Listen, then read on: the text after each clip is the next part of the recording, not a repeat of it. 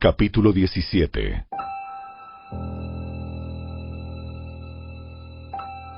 Más tarde, Pablo y Silas pasaron por las ciudades de Anfípolis y Apolonia y llegaron a Tesalónica, donde había una sinagoga judía. Como era su costumbre, Pablo fue al servicio de la sinagoga y durante 3 días de descanso seguidos usó las Escrituras para razonar con la gente.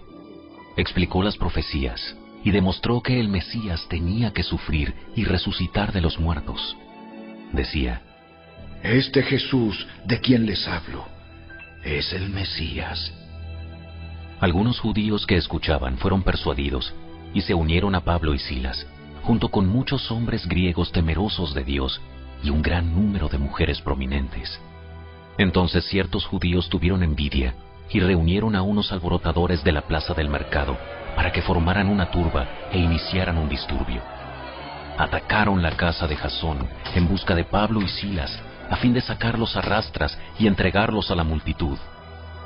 Como no los encontraron allí, en su lugar sacaron arrastrando a Jasón y a algunos de los otros creyentes y los llevaron al consejo de la ciudad. Pablo y Silas han causado problemas por todo el mundo y ahora están aquí perturbando también nuestra ciudad. Y Jasón los ha recibido en su casa. Todos ellos son culpables de traición contra el César, porque profesan lealtad a otro rey llamado Jesús. La gente de la ciudad y también los del consejo de la ciudad quedaron totalmente confundidos por esas palabras. Así que los funcionarios obligaron a Jasón y a los otros creyentes a pagar una fianza y luego los soltaron. Esa misma noche, los creyentes enviaron a Pablo y a Silas a Berea. Cuando llegaron allí, fueron a la sinagoga judía. Los de Berea tenían una mentalidad más abierta que los de Tesalónica y escucharon con entusiasmo el mensaje de Pablo. Día tras día examinaban las Escrituras para ver si Pablo y Silas enseñaban la verdad. Como resultado, muchos judíos creyeron, como también lo hicieron muchos griegos prominentes, tanto hombres como mujeres. Cuando unos judíos de Tesalónica se enteraron de que Pablo predicaba la palabra de Dios en Berea, fueron allá y armaron un alboroto. Los creyentes enseguida tomaron medidas y enviaron a Pablo a la costa, mientras que Silas y Timoteo permanecieron allí. Los que acompañaban a Pablo fueron con él hasta Atenas. Luego regresaron a Berea con instrucciones para Silas y Timoteo de que se apresuraran a unirse a él. Mientras Pablo los esperaba en Atenas, se indignó profundamente al ver la gran cantidad de ídolos que había por toda la ciudad. Iba a la sinagoga para razonar con los judíos y con los gentiles temerosos de Dios, y hablaba a diario en la plaza pública con todos los que estuvieran allí. También debatió con algunos filósofos epicúreos y estoicos. Cuando les habló acerca de Jesús y de su resurrección, ellos dijeron: ¿Qué trata de decir este charlatán con esas ideas raras? Otros decían: Parece que predica unos dioses extranjeros. Entonces lo llevaron al Concilio Supremo de la ciudad. Ven y háblanos sobre esta nueva enseñanza. Dices cosas bastante extrañas y queremos saber de qué se trata. Cabe explicar que todos los atenienses, al igual que los extranjeros que están en Atenas, al parecer pasan todo el tiempo discutiendo las ideas más recientes. Entonces Pablo, de pie ante el concilio, les dirigió las siguientes palabras: Hombres de Atenas, veo que ustedes son muy religiosos en todo sentido, porque mientras caminaba, observé la gran cantidad de lugares sagrados, y uno de sus altares tenía la siguiente inscripción: a un Dios desconocido. Este Dios, a quien ustedes rinden culto sin conocer, es de quien yo les hablo. Él es el Dios que hizo el mundo y todo lo que hay en él. Ya que es el Señor del cielo y de la tierra, no vive en templos hechos por hombres, y las manos humanas no pueden servirlo, porque Él no tiene ninguna necesidad. Él es quien da vida y aliento a todo. y satisface cada necesidad. De un solo hombre creó todas las naciones de toda la tierra.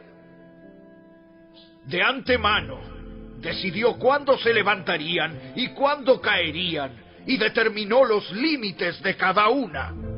Su propósito era que las naciones buscaran a Dios, y quizá acercándose a tientas lo encontraran, aunque Él no está lejos de ninguno de nosotros, pues en Él vivimos, nos movemos y existimos. Como dijeron algunos de sus propios poetas, nosotros somos su descendencia.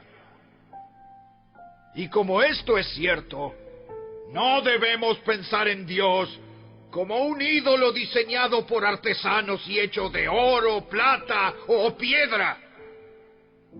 En la antigüedad, Dios pasó por alto la ignorancia de la gente acerca de estas cosas. Pero ahora, Él manda que todo el mundo, en todas partes, se arrepienta de sus pecados y vuelva a Él. Pues Él ha fijado un día para juzgar al mundo con justicia por el hombre que Él ha designado, y les demostró a todos quién es ese hombre al levantarlo de los muertos.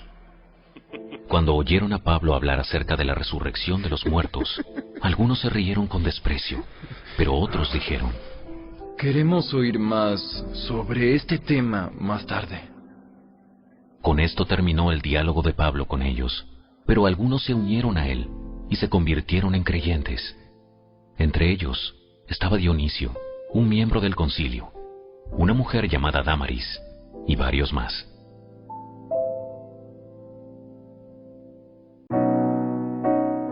Audioescuelasabática.com. Jueves 12 de agosto. ¿Cómo hallar descanso después del perdón? La familia de José finalmente llega a Egipto. No hay más secretos oscuros en la familia. Sus hermanos debieron de haber admitido que vendieron a José cuando le explicaron a su padre que el hijo que él pensaba que había muerto ahora era primer ministro de Egipto. Si bien quizá no siempre sea posible o prudente restablecer las relaciones, esto no significa que no podamos perdonar. Probablemente no podamos abrazar a nuestro agresor ni llorar con él, pero es posible que deseemos expresar nuestro perdón verbalmente o por medio de una carta. Y luego es hora de soltar el dolor lo más posible. Quizá siempre quede algo de dolor, pero al menos podremos avanzar en nuestra recuperación. Escucha Génesis capítulo 50, versículos 15 al 21. ¿Qué les preocupa a los hermanos de José y por qué? ¿Qué dice este temor acerca de ellos mismos? Viendo los hermanos de José que su padre era muerto, dijeron: quizá nos aborrecerá José y nos dará el pago de todo el mal que le hicimos. Y enviaron a decir a José: tu padre mandó antes de su muerte, diciendo: así diréis a José, te ruego que perdones ahora la maldad de tus hermanos y su pecado, porque mal te trataron, por tanto, ahora te rogamos que perdones la maldad de los siervos del Dios de tu padre. Y José lloró mientras hablaban. Y vinieron también sus hermanos, y se postraron delante de él, y dijeron: henos aquí por siervos tuyos. Y les respondió José: no temáis, ¿acaso estoy yo en lugar de Dios? Vosotros pensasteis mal contra mí, mas Dios lo encaminó a bien, para hacer lo que vemos hoy, para mantener en vida a mucho pueblo. Ahora pues, no tengáis miedo. Yo sustentaré a vosotros y a vuestros hijos. Así los consoló y les habló al corazón. Los hermanos de José habían estado viviendo en Egipto durante 17 años. Génesis capítulo 47, verso 28. No obstante, cuando Jacob murió, temieron que José se vengara. Reconocieron nuevamente cuánto daño le habían causado a José. José les vuelve a asegurar su perdón, ahora después de la muerte de su padre. Este recordatorio probablemente fue bueno para José, al igual que para sus hermanos. Si la herida es profunda, probablemente tendremos que perdonar muchas veces. Cuando sobrevengan a nuestra mente recuerdos del agravio, tendremos que acudir a Dios inmediatamente en oración y tomar la decisión de volver a perdonar. Escucha Génesis capítulo 50, verso 20. ¿Cómo ayuda este versículo a explicar, al menos en parte, la disposición de José a perdonar el pecado de sus hermanos contra él? Vosotros pensasteis mal contra mí, mas Dios lo encaminó a bien para hacer lo que vemos hoy, para mantener en vida a mucho pueblo. José creía firmemente que su vida era parte del gran plan de Dios para ayudar a salvar de la hambruna a ese sector del mundo, y luego ayudar a su familia a cumplir la promesa de Dios de convertirse en una gran nación. El hecho de saber que Dios había anulado los planes malvados de sus hermanos con la intención de propiciar el bien, ayudó a José a perdonar.